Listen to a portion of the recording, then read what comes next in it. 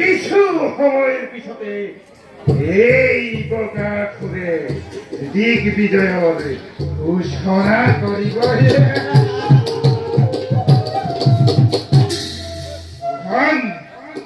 সাবধান ঋষিকুল, সাবধান মানব জাতি। এই বকা খুঁড়ে দিক বিজয়র ঘোষণা করিলে কোনেও রক্ষা পাবে।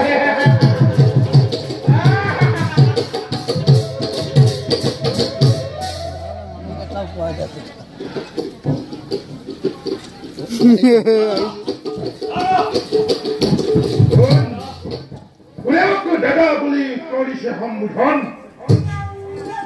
আমি আপনার এই ভাতৃ নাম বজ্জাখু আৰু নিগাখুৰ।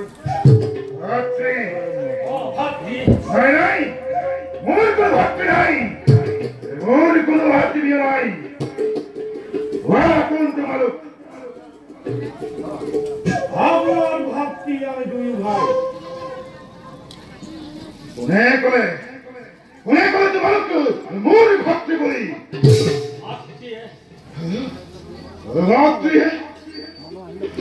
মাতৃ কৈছে মোৰ ভাতৃ।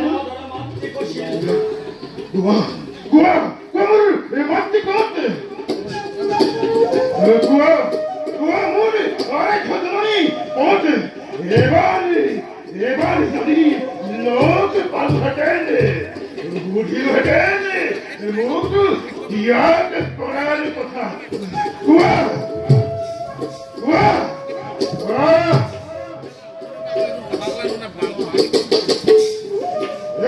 কিয়? কোৱা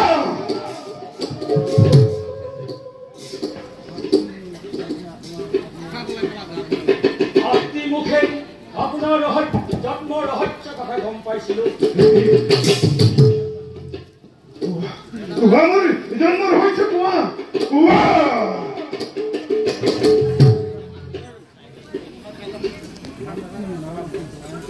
মাতৃ নাম আছিল ছায়াগতি আৰু পিতৃ আছিল বীৰেন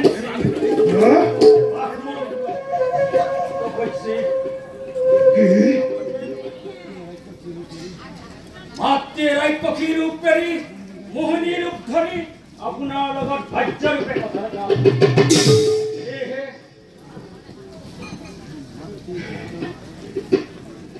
মাতৃ পবিত্ৰ ৰূপ শিকিয়ে গম পালে আৰু অভিশাপ্তি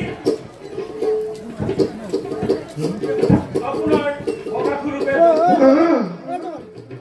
আৰু ঋষিয়ে মাতৃ খুব অভিশাপ্তি আৰু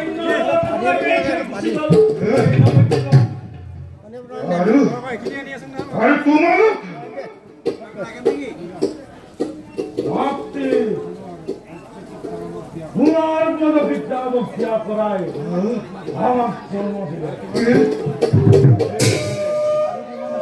আপনাৰ মাতৃ আৰু আমাৰ মাতৃ একে দাদা। তোমালোক মোৰ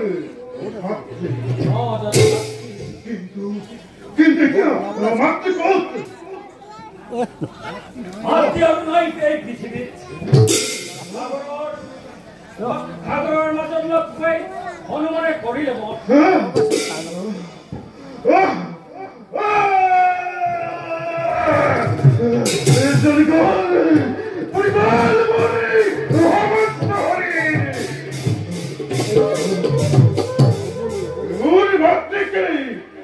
হত্যা কৰিলে মোৰ মাতৃকে আলোচনা কৰিলে সেই মাঝে এতিয়া একাই প্ৰতিজ্ঞা মোৰ মাতৃপ্ৰতি সুলম সেই ব্ৰাহ্মণ সমাজক উত্তম দ্বাৰা মৃত্যু জয় কৰি পৃথিৱী শাসন কৰো আমি তিনি ভাই। মৃত্যু তলিত কৰো পুনৰ উত্তম, অতি উত্তম। এই মই যিহেতু দিগ্বিজয়ৰ ঘোষণা কৰিছো গতিকে মোৰ লগত তোমালোকে সংগ দিয়া দিগ্বিজয়ৰ ঘোষণা কৰাৰ লগতে ঋষি কুল দক্ষ কুল দেৱতা সমাজ মানৱ জাতি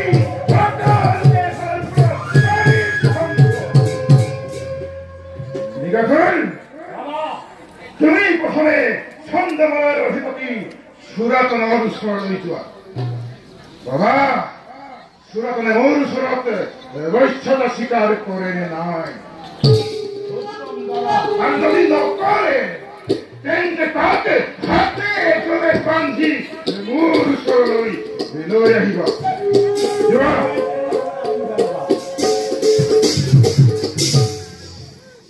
হাত কিবজ্জা হ'ল যদি সুৰাতনে বৈশ্যতা স্বীকাৰ কৰে তেন্তে তাৰ পিছে আমি পুনলে অন্য ৰাজ্যত দিগ্বিজয়ৰ কাৰণে ঘোষণা কৰিম আৰম্ভ